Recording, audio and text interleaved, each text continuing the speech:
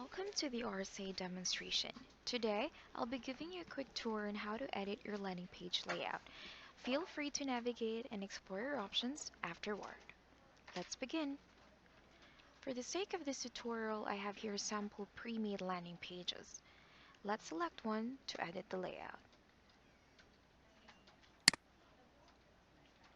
As you can see, fields have already been filled in with information in the Edit Page Content section, which means we are good to go in modifying the layout to give a better user experience for your audiences.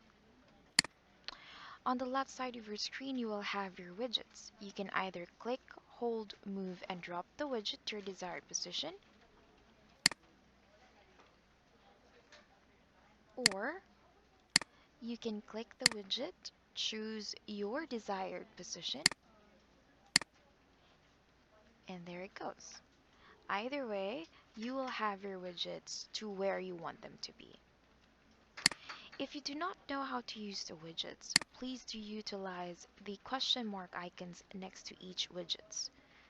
But experience is a better teacher. Feel free to experiment and play around in this area.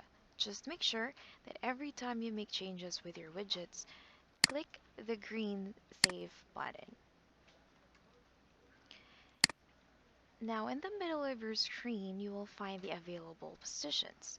The page header and the page footer are grayed out, so there will be no option for us to add anything there. But you will have all the freedom to customize the above main, the main content, the right sidebar, and the above footer positions. I have previously made some landing pages in different templates, which I will be showing you briefly. Please take note that I have not used all the widgets and filled in all the positions for the other landing pages, as this is how I want to achieve the look I want from a landing page. Good thing that RSA does not limit us of our capacity to deliver a landing page beyond imagination. Instead, they encourage us to make use of their tools to create the landing page of our choice.